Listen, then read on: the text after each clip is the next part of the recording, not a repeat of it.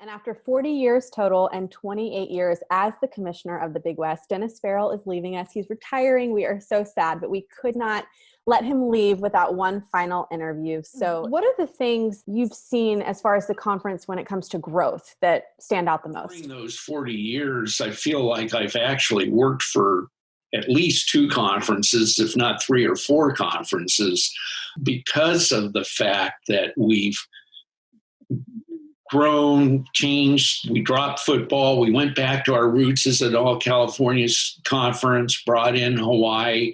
So over that 40-year period, we've had, I believe, 21 full-time members of the conference, and there's only 4 of what will soon be 11 conference members that have been part of the conference those whole 40 years, and that's UC Irvine, Long Beach Steakhouse, A. Fullerton, and UC Santa Barbara. Today, as I leave the conference, I believe that we are the most stable we have ever been in our history.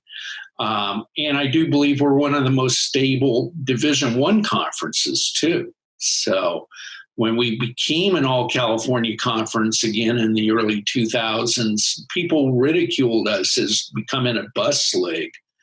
Now I'm on commissioner calls. I'm on at least 4 commissioner calls a week now, and they're all worried about what's going to happen with the pandemic and travel of teams and things of that nature. Now, all of a sudden, we look like visionaries, so I'm pretty proud of that fact, too. I can imagine what your closet must look like. You've got all different logos, swag from so many different schools and different conference names. My wife got to the point where every shirt I would bring home, I'd have to throw out too. So I think that was her way of culling the herd, basically. So you should have kept some. It would be very vintage and pretty valuable. I think I have some someplace. Here's an old Big West logo. I might even have some PCA. Yeah, here's a PCA. There you go. You're still repping everything. Everybody gets repped.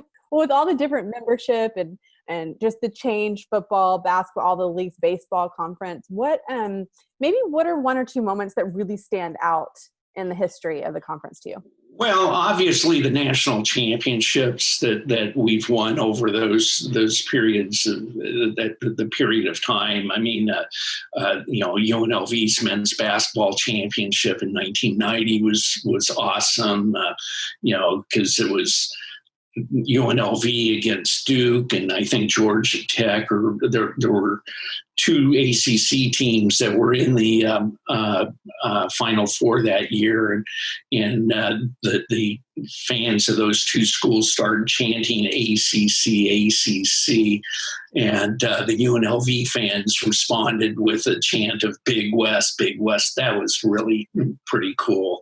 But we've won championships in women's volleyball, baseball, men's soccer, men's volleyball. We've had a women's Final Four team in basketball. So all those were really special moments.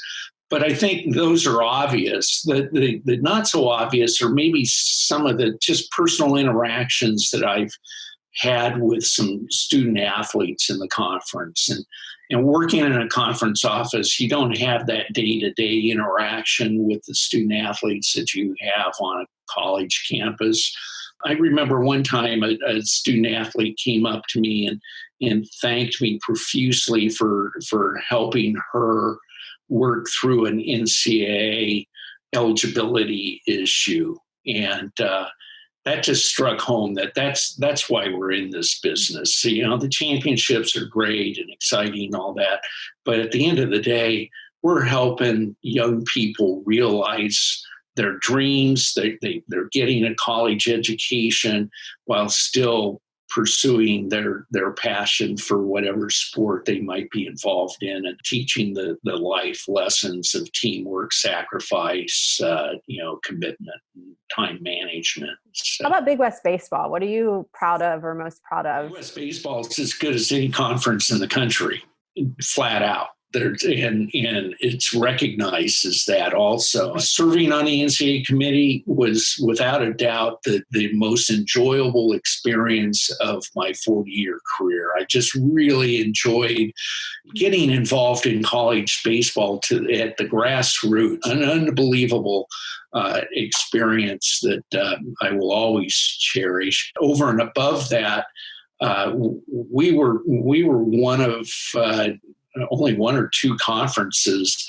that had placed a team in the College World Series 5 straight years, and each of those were different teams. I can see on your face when you're reminiscing, thinking about the stories of the Final Four, and you can see it in your face, you can hear it in your voice, it almost changes. You can tell you really love being a part of the conference and the job that you've been able to do. Yeah, you do. I've told people this, that, 40 years, it's not a job, it's not a career, it's a life, basically. It's been my life. I didn't even really apply for the position here. I'd been recommended for it. The commissioner at the time called me up on April Fool's Day. I thought it was a joke. One of my friends were playing on me, and went in, didn't even know anything about the conference work. I mean, I'd gone to a conference school, so I knew about the PCAA, but I didn't know that was like Oz. Yeah. That was Oz or something, and I just found it fascinating. What is that camaraderie like, the fraternity of commissioners? Because again, there are very few of you.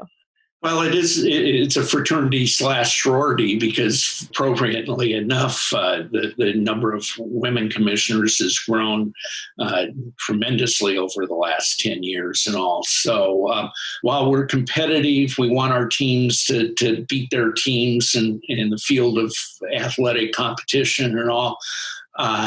There's just 31 other people that can understand what we go through during the course of an academic year. We all think the world of each other and respect each other's work, and I will greatly miss that camaraderie in retirement as well. You don't have to go into personal messages by any means, but did you hear from a bunch of them when you announced your retirement? Oh yeah.